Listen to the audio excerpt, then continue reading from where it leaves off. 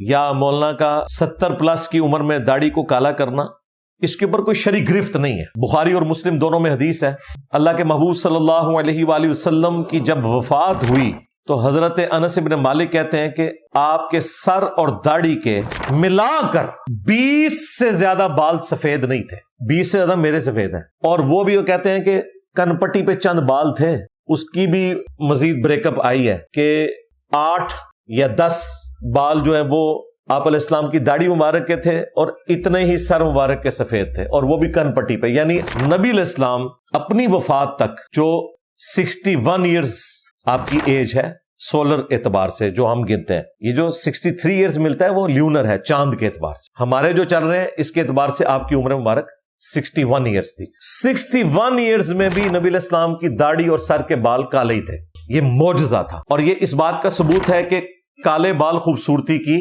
علامت ہے۔ نبی علیہ السلام کو یہ معجزہ حاصل تھا، باقی لوگ اسے اچیو کرنے کے لیے داڑھی کو کالا کر لیتے ہیں۔ بہتر تو ہے کہ آپ مہندی استعمال کریں، ریڈ کریں۔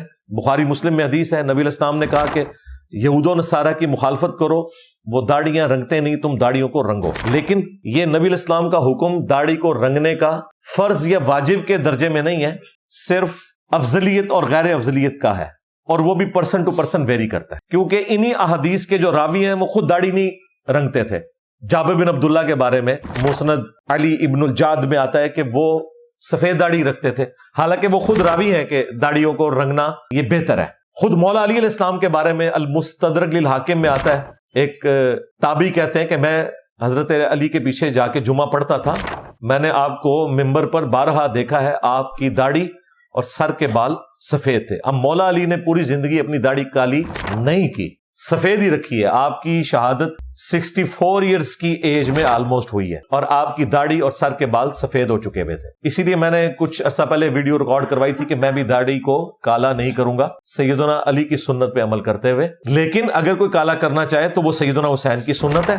صحیح بخاری میں موجود ہے، سیدنا حسین ابن علی کا سر مبارک جب کاٹ کر عبید اللہ ابن زیاد کے سامنے رکھا گیا، گورنر یزید کے سامنے، اللہ کی لعنت، اللہ کے فرشتوں کی لعنت، تمام لعنت کرنے والوں کی لعنت جنہوں نے اہل البیت کے ساتھ ظلم کیا، تو اس میں بخاری میں الفاظ ہیں کہ ان کے سر اور داڑھی کے بال وسما کی بوٹی سے رنگے ہوئے تھے۔ وسما وہ بوٹی تھی جو کالا کرنے کے لیے یوز ہوتی تھی، جس طرح آج کل آپ کے پاس مختلف کیمیکلز ہیں، اس زمانے میں تو کیمیکلز نہیں ہوتے تھے، بوٹیاں، سرخ کرنے کے لیے مہندی استعمال ہوتی تھی اور کالا کرنے کے لیے وسما کی بوٹی۔ تو حسین ابن علی اپنی داڑھی کالی کرتے تھے کتنی عمر میں؟ اس وقت ان کی عمر 58 سال تھی، 58 ایئرز، جب آپ علیہ السلام کی شہادت ہوئی ہے۔ اس کا مطلب ہے اس عمر تک آپ داڑھی کو کالا کر سکتے ہیں۔ اس کے علاوہ بھی کئی اصحاب سے ثابت ہے، میں نے اس کے اوپر الگ سے ویڈیو ریکارڈ کروائی ہے، وہ پھر ٹاپک اس طرف چل پڑے گا، صرف یہاں ضمناً ذکر کرنا مقصود تھا۔ البتہ مسلم شریف میں جو ایک حدیث ہے نا کہ حضرت ابوبکر صدیق کے جب والد فتح مکہ کے موقع پر مسلمان ہوئے، نبی علیہ السلام کی خدمت میں انہیں پیش کیا گیا ابو قحافہ کو، تو ان کی داڑھی بھی سفید تھی، سر کے بال بھی سفیدی سے چمک رہے تھے، تو نبی علیہ السلام نے کہا کہ ان کو کہو کہ اپنی داڑھی کو رنگیں اور کالے رنگ سے اجتناب کریں۔ اس حدیث کی وجہ سے بعض لوگوں نے یہ سمجھا کہ کالا رنگ نہیں کر سکتے، حالانکہ وہ بہت بوڑھے تھے، بہت بوڑھے شخص کو کالا رنگ کرنے سے منع کیا گیا ہے، لیکن ایک ایسا جوان شخص جس کی داڑھی یا سر کے بال وقت سے پہلے ہی سفید ہو گئے، اسے تو لازمی رنگنا چاہیے۔ یہ جو میں افضلیت اور غیر افضلیت کی بات کر رہا ہوں، یہ میں 50-60+ لوگوں کے لیے بات کر رہا ہوں، لیکن ایک بچہ ہے 20-22 سال کا اور اس کے سر کے بال سفید ہو گئے ہیں، اور شرم کے مارے وہ داڑھی نہیں رکھتا کہ اس کی داڑھی سفید نظر آئے گی، کئی لوگ اس وجہ سے بھی داڑھی نہیں رکھتے، تو میں نے ان کو کہا یار داڑھی رکھو، کالی کرو، کوئی مسئلہ نہیں، 58 سال تک کرتے رہو۔ سیدنا حسین ابن علی سے ثابت ہے، اور بھی کئی اصحاب سے۔ حضرت حسن ابن علی کے بارے میں بھی المعجم الکبیر طبرانی میں آتا ہے، وہ بھی داڑھی رنگتے تھے۔ اب یہ جو حدیث ہے جس میں ممانعت آئی، وہ بہت بوڑھے شخص کے لیے ہے، ظاہر ہے اس کو تو ضرورت بھی نہیں ہے کہ ایک 80-90 سال کا بندہ ہے اور وہ داڑھی کو کالا کر رہا ہے، وہ اور رنگ سے کرے۔ البتہ وہ جو ایک حدیث ہے سنن نبی داؤد کے اندر، نبی علیہ السلام نے کہا کہ قرب قیامت میں ایسے لوگ آئیں گے جو کبوتر کے پوٹوں کی طرح سیاہ رنگ سے رنگیں گے، یعنی ان کی داڑھی اور سر کے بال وہ رنگ رہے ہوں گے جس طرح کبوتر وائٹ ہوتا ہے اور اس کا پیٹ کالا، یعنی وہ داڑھی کی طرح نظر آ رہا ہوتا ہے، اور وہ جنت کی خوشبو بھی نہیں پائیں گے۔ میرے خیال میں تو یہ مولویوں کے بارے میں جو علماء سو ہے، ہاں ظاہر ہے کہ وہ اس قسم کا دین پھیلا رہے ہیں کہ جس دین کی اسلام میں کوئی گنجائش نہیں ہے۔ اس حدیث کی وجہ سے بعض لوگوں نے یہ سمجھا کہ جو داڑھی رنگتا ہے وہ جنت کی خوشبو نہیں پائے گا.